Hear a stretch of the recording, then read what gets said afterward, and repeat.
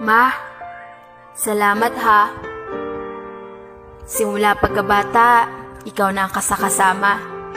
Gumagamot sa sugat ko sa tuwing nadadapa. Unang nagturo kung paano magsulat at magbasa. Minsan nga, napapalo mo pa. Ikaw rin ang unang nagturo sa akin kung paano maging mabuti sa kapwa.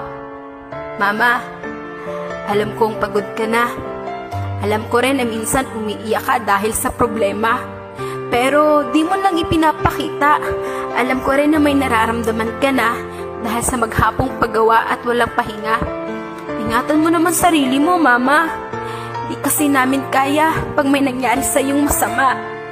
Sorry, Mama, kung matigas ulo ko.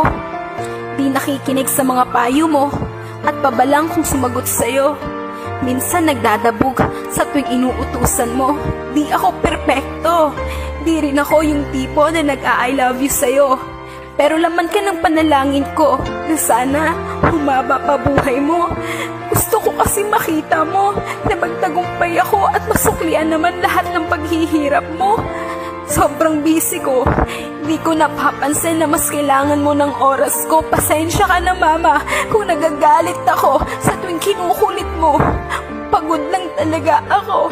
Lahat sila, tinalikuran ako. Lahat sila, walang ibang ginawa kundi saktan at husgahan ako. Pero ikaw yung nag-iisang tao na nanatili sa tabi ko.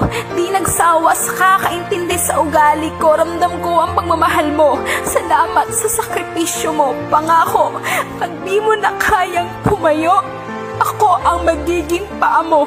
Kung mahina na ang pandinig mo, ayos lang, di ako mapapagod sa'yo. At kung dumating man na makalimutan mo ko, ipapaalala ko lahat sa'yo. Patanda ka na.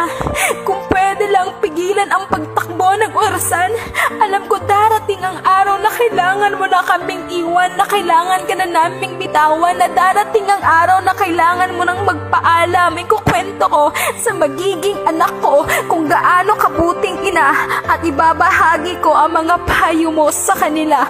Mama, mahal na mahal kita.